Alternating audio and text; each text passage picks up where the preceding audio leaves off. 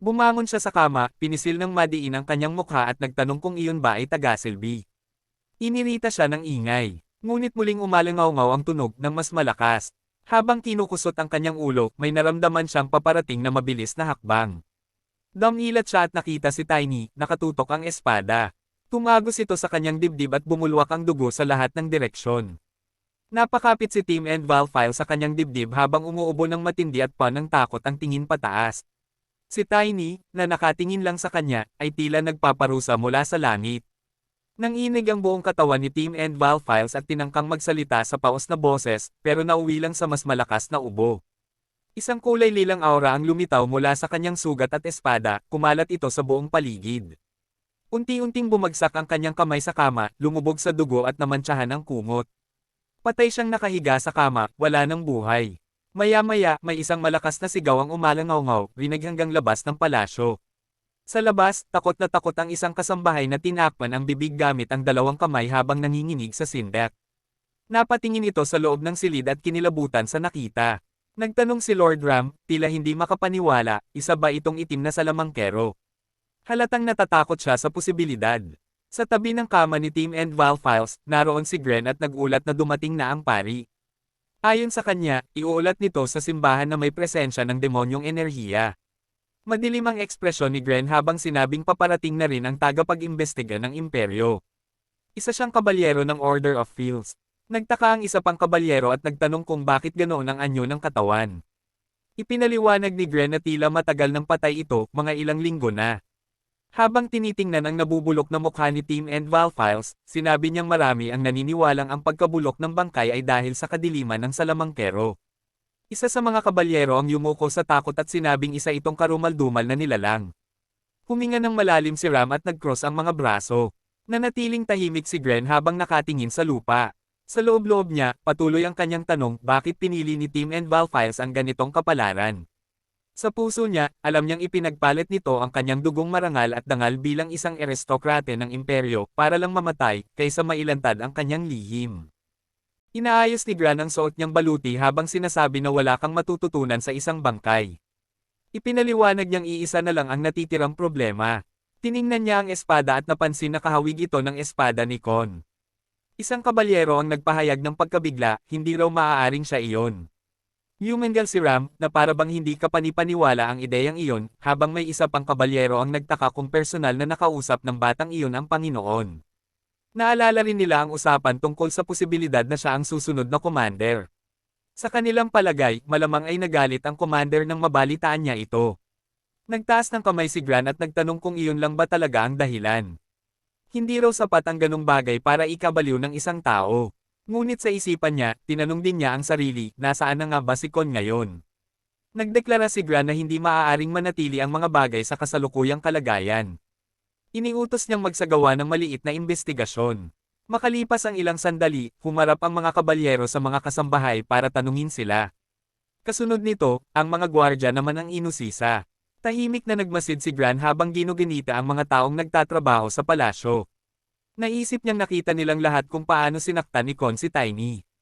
Lahat ng palatandaan ay nagtuturo sa iisang tao. Kaya iniutos niyang dalhin si Tiny. Dinaglaon, nakaupo si Tiny sa isang silya, nakayuko at halatang malungkot habang ipinapaliwanag ang nangyari. Sinabi niyang sinundan lamang niya ang commander kahapon para pumili ng sandata. Huminga ng malalim si Gran, ipinatong ang mukha sa kamay, at nakinig. Ipinaliwanag pa ni Tiny na hindi niya inaasahang bigla na lang siyang saktan nito. At syempre, hindi rin siya binigyan ng sandata. Biglang idinudol ni Gran ang siko sa mesa at mariing pinagsabihan si Tiny. Ipinunto niyang naimbestigahan na nila ang silid-imbakan. Galit na sinabi niyang may mga bakas doon na nagpapakitang naroon nga ang kapitan, ngunit wala ni isang nakakita sa kanya sa buong ari-arian mula noon.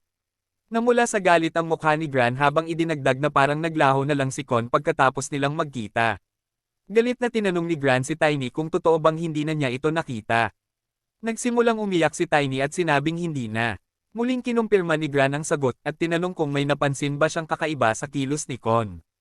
Sinabi ni Tiny na hindi nito gusto ang desisyong tanggapin siya ng Panginoon. Habang hawak ang namamagang pisngi, sinabi niyang pagkatapos niyon ay hindi na sila muling nagkita. Nakapamaywang na umupo si Gran, iniisip na tugma ang kwento ni Tiny sa salaysay ng mga taga-Selby. Sa huli, sinabi niyang malinaw na ang lahat. Tanong naman ni Tiny kung ano ang mangyayari sa kanya. Ipinarating sa kanya ang mga salitang sinabi ng Panginoon na may kinabukasang nakaabang para sa kanya. Tahimik lang si Gran. Makalipas ang ilang saglit, iniutos niya na bumalik si Tiny kinabukasan. Sa ngayon, paalisin muna siya. Malakas ang pagbagsak ng pintuan habang inilalabas siya. Habang papalayo, napaisip si Tiny. Kung lokal na KN si Gran, marahil masama ang pagkatao nito. Nagtaka siya kung bakit wala siyang matandaang mukha. Tinanong niya ang sarili kung talagang nakalimot siya. Naalala niya kung paanong nilabanan niya ang mga kabalyero ng palasyo noon at agad niyang itinanggi, hindi niya iyon malilimutan. Malinaw na malinaw sa alaala niya kung paanong tinalo niya ang mga ito. Napatingin si Tiny sa pinto at napaisip kung bakit ngayon lang siya pinatawag gayong matagal na siyang nagbibigay ng pahayag. Naisip niyang hindi siya dapat maging kampante. Ilang sandali pa, inabot sa kanya ni Gran ang isang supot ng salapi at isang token na may nakaukit na sulat. Nagulat si Tiny nang makita ito, isang token ng mga bayarang mandirigma at salapi. Nakatiklop ang mga braso ni Gran habang ipinaliwanag niyang ang mga karaniwang tao ay kailangang maging mga ngalakal o bayarang mandirigma upang makagalaw ng malaya. Ibinigay niya ang token bilang rekomendasyon. Tahimik pa niyang idinagdag na kahit isang mid-level na token lang ito, sapat na raw iyon. Sa isipan ni Tiny, naisip niyang baka gusto lang ni Gran na lumayo siya. Tinanong niya kung bakit ibinibigay sa kanya ito. Ipinaliwanag ni Gran na kung magkamali ng landas si Tiny, masasayang lang ang kakayahan nito. Nakangiting itinuro niya ang kanyang hinlalaki at sinabing pumunta ito sa dagat, ayon na rin sa payo ng isang taong may malalim na karanasan. Napakunot noo si Tiny at sa isipan ay naisip na baka mas nararapat si Gran mismo sa payong iyon. Habang tumatawa si Gran, sinabihan niyang huwag na siyang magpasalamat. Patuloy na nag-iisip si Tiny, kung umalis nga siya sa lugar na ito, malinaw kung bakit wala siyang alaala tungkol sa taong ito. Napangisi siya at nagpasalamat. Sinabi rin niyang matagal na niyang pinag-iisipan ang umalis. Tinanong siya ni Gran kung totoo ba iyon. Tahimik na tumingin si Tiny sa lupa at inisip na ngayong may lumitaw ng isang itim na salamangkero, siguradong kikilos na ang pamilyang imperial. Ang pagkilos niyang ito ay maaaring magpatigil sa galaw ng taong iyon, ngunit malamang ay hindi na darating ang unit ng investigador mula sa Duchy. Hawak-hawak ni Tiny ang isang Chloe von Valencer na singsing. Pinaglaruan niya ito habang tahimik na nagpasya na kailangan niyang pumunta roon ng siya mismo. Sinabi ni Gran na may kasiyahan sa mukha na mahusay iyon. Pinayuhan siya nitong tandaan iyon kapag nakamit na niya ang tagumpay. Agad na nagtanong si Tiny kung ano ang pangalan nito. Inilapat ni Gran ang kanyang mga kamay sa mesa at, may galit na ekspresyon, tinanong kung bakit hindi nito alam ang pangalan niya. Maya-maya'y huminga ito ng malalim at kalmado, at ipinakilala ang sarili bilang si Gran Liberty. Sinabi rin niya na maaari siyang tawagin sa pangalan lang. Tumugon si Tiny ng may ngiti, ngunit ipinaalala niyang dapat nitong tandaan ang pangalan niya. Maya-maya, naglalakad na si Tiny sa isang tahimik na kalsadang napapaligiran ng mga bahay. Lumingon siya pabalik sa palasyo, at inisip na ngayong wala sina Lord at Crown, magiging napakahirap para sa kanya. May kaunting hiya pa siyang naramdaman para sa sarili. Naalala ni Tiny ang pag-alis niya sa opisina, habang si Gren naman ay tila desperadong ipinatong ang palad sa noo nito. Inisip ni Gren na kailangan nila ng mga salamangkero na dalubhasa sa pagsubaybay ng bakas upang maabot si Crown. Sa isip niya, tapos na ang lahat. Sinabi ni Tiny na may pangungutya na aalis na siya at iiwan ang problema na hindi neresolba. Tahimik niyang inisip na wala na ring magagawa pa tungkol doon. Kinuha niya mula sa bulsa ang isang token, at naisip na sa tulong ng mercenary token na iyon, maaari siyang makaupa ng kabayo mula sa guild. Ngunit biglang napansin niya ang isang kakaibang asul na liwanag sa tabi. Ito ang Lunar Wolf, na masiglang kamakawag ang buntot. Tumahol ito bilang pagbati. Tinanong ni Tiny sa isip kung gusto ba nitong sakyan niya ito. Napaisip siyang mahaba at mahirap ang biyahe, kahit para sa kanya. Naalala niya kung paano noon ay may isang orc na nang-uuyam na tinanong kung gusto ba ng tao na sumakay sa likod ng isang deer wolf. Nakasakay din sa lobo ang orc at ipinagmalaking hindi ito tatagal ng 10 minuto. Nakapamewang si Tiny habang iniisip na tanging mga nilalang lang tulad ng mga orc, na tila nawalan na ng balanse, ang kayang gumawa niyon.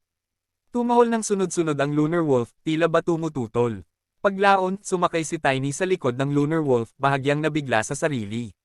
Napayuko siya at napatingin pababa, napansin niyang mas maliit ito sa pisikal na anyo kaysa inaasahan. Naalala ni Tiny si AA, na minsang nakatayo sa ibabaw ng isang agila, at naisip na ang mga espiritu ay kumukuha ng pinakamalaking anyo batay sa antas ng tagapagtawag. Nakadepende sa lakas ng summoner ang laki ng kanilang pisikal na anyo. Ipinatong ni Tiny ang kanyang mga palad sa balahibo ng Lunar Wolf at biglang lumitaw ang bughaw na mana mula rito.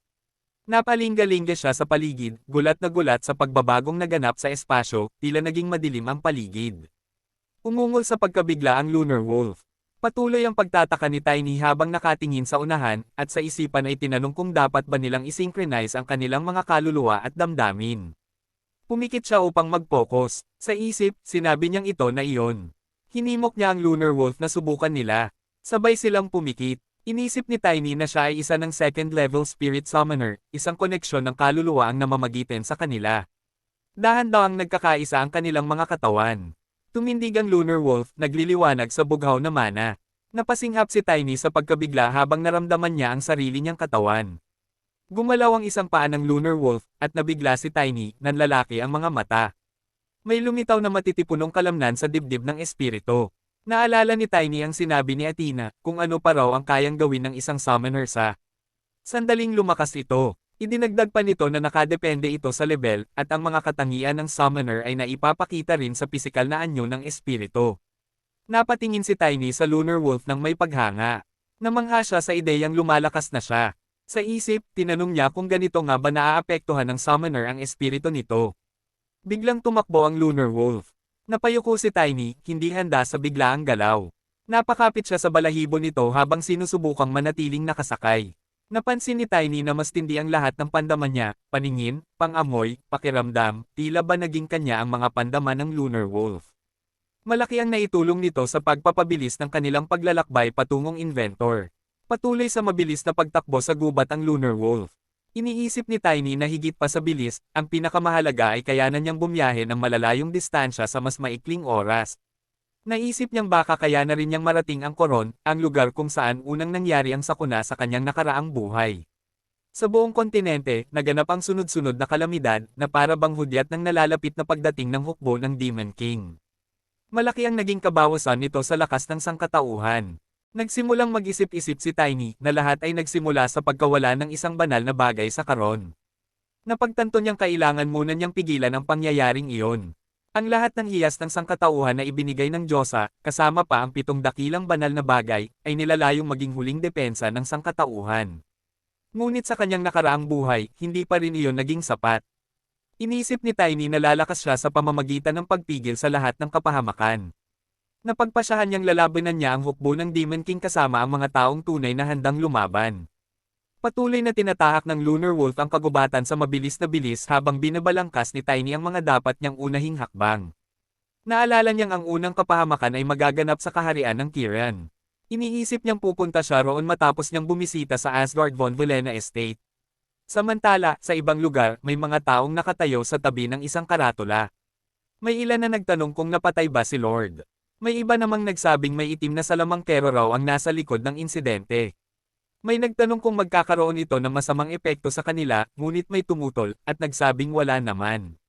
Isang lalaki ang nakapamewang at nagbabala na dapat silang mag-ingat. Isa pa ang nagsabing magtatago muna sila. Naghiwa-hiwalay na ang grupo sa iba't ibang direksyon. Habang nagaganap ito, ramdam na ang presensya ng itim na salamangka sa paligid. Sa isa pang lugar, lumapit si Arena, na suot ang balabal ng isang madilim na salamangkera, sa mga bantay. Nagpakita ng depensa ang mga gwardya, ngunit iginalaw lang ni Arena ang kanyang mga daliri. Naglabasan ng maitim na enerhiya mula sa mga ulo ng mga gwardya, at isa-isa silang bumagsak sa lupa. Tahimik na dumaan si Arena at pumasok sa isang silid. Sa palasyo, patuloy na maliwanag ang mga kwarto dahil sa mga ilaw. Mag-isa si Gren sa isang silid, abala sa pagbasa ng ilang papel. Bigla siyang nakarinig ng kakaibang tunog mula sa pinto. Tumayo siya, pinakiramdaman ang paligid, at handang-handa habang hawak ang kanyang espada. Lumapit si Arena, puno ng kumpiyansa. Pinapante niya si Gren sa harapan niya at ipinaramdam ang kanyang lakas. Bigla, nagsimulang lumabas ang itim na enerhiya mula sa noo ni Gren. Dahan-dahan siyang nagsalita, at nagsimulang ikwento ang lahat ng nangyari mula sa simula. Tahimik na nakinig si Arena habang pinapaliwanag ni Gren ang kinaroroonan ng katawan. Sinabi niyang inilagay nila ito sa kabaong at iniwan sa silid nito, alinsunod sa utos para sa investigasyon ng pamilya imperial. Pagkarinig ni Arina, tila kontento siya. Sinabi niyang matutulog ito at madyay gising makalipas ang 1 oras. Maya-maya, nagmulat ng mata si Gren, gulat na gulat. Nakasandal siya sa haligi at nagtatakang iniisip kung nakatulog ba siya. Ipinatong niya ang kamay sa ulo, iniisip kung masyado na ba siyang napapagod sa trabaho.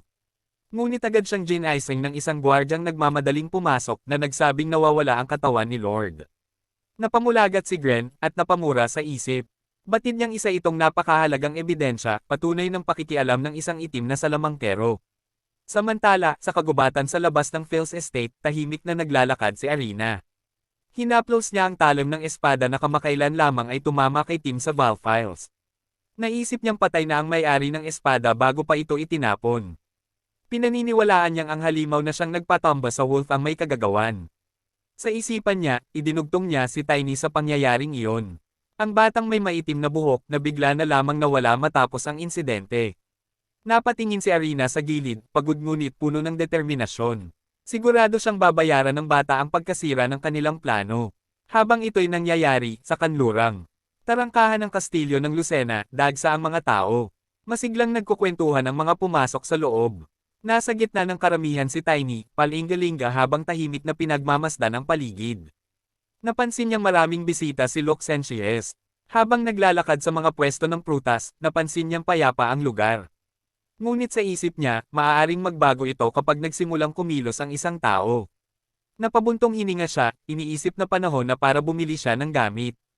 Kumuha siya ng ilang barya mula sa kanyang bag, at kahit sarkastiko ang damdamin niya sa pinanggalingan nito, nagpasalamat siya. Ngunit naisip din niyang kulang pa rin ito. Habang tinitingnan niya ang kanyang palad, isang anino ang lumitaw. Napatingala siya, may nagtangkang pagbantaan siya. Sina Timman at Eric ang lumapit, hawak ang mga kutsilyo at espada. Hinugot ni Eric ang kanyang sandata, tila lalong nagbabanta.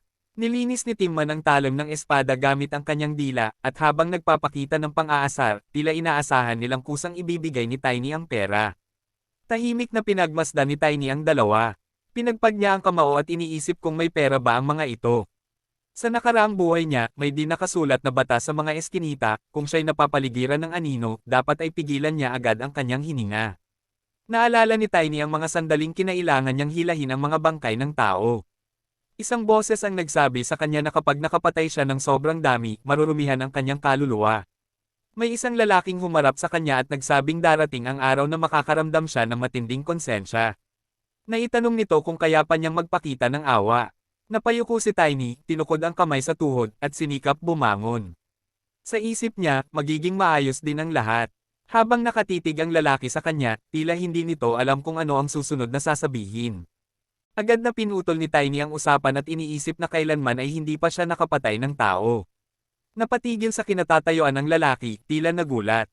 Isang baliw na ngiti ang lumitaw sa mukha ni Tiny habang iniisip niyang marami na siyang naalis na mga halimaw sa kanyang daan. Biglang lumipad ang isang pulang bag sa ere at tumilapon sa lupa ang dalawang lalaki. Isa sa kanila ay napalingon sa Diyos, habang ang isa naman ay nagtanong kung natalo na nga ba ang Rufus family, na itinuturing na pinakamalakas. Lumingon si Tiny kina Eric at Timman, na kapwa mula sa Rufus family, at tinanong sa isip kung ganoon ba sila kalakas gaya ng mga kabalyero. Ngunit para sa kanya, hindi pa rin sila umaabot sa antas na iyon. Nanginginig ang mga katawan ni na Eric at Timman habang sinusubukang bumangon mula sa aspalto. Sa isip nila, sinumpa nila si Tiny, ngunit hindi nila maitatago ang takot. Nagpakawala si Eric ng galit habang iwinasiwas ang kanyang espada. Si Timman na may pasiga na nagtangkang umatake. Ngunit sa isang magaan na galaw, itinapon ni Tiny ang isa sa kanila, dahilan upang magsalpukan sina Eric at Timman sa lupa. Sabay silang bumagsak, sabay din ang sigaw nilang puno ng takot at pagkabigla. Biglang tinadyakan ni Tiny si Timman sa ulo na tumilapon palayo hanggat saan ito kayang ihagis. Di nagtagal, nakahandusay na sina Eric, Timman, at ilang iba pa sa aspalto, walang malay. Lumuhad si Tiny upang kunin ang bag mula kay Eric. Sa isip ni Eric, nasabi niyang hindi ito palalagpasin ng kanilang pinuno. Habang pinapadaloy ni Tiny ang mga barya mula sa bag, napangiti siya sa tuwa. Malinaw sa isip niya na napakaraming laman ng bag na iyon. Nagtaas si Eric ng nanginginig na kamay, pilit pa ring nagbabanta. Ngunit sa isip ni Tiny, alam niyang makikinabang siya sa lahat ng ito. Sa loob-loob niya, sarkastikong nagpasalamat. Maya-maya, nasa pandayan na si Tiny. Ipinagmamalaki ng panday na ang baluting iyon ay yari mula sa bakal na mula sa isang iron bull sa timog na kabundukan. Pinagmamasdan ni Tiny ang sandata sa kanyang mga kamay, masusing tinitingnan ang bawat detalye. Sinabi pa ng panday, habang pinagkakabit ang mga palad, na kaya nitong salagi ng karamihan sa mga palaso.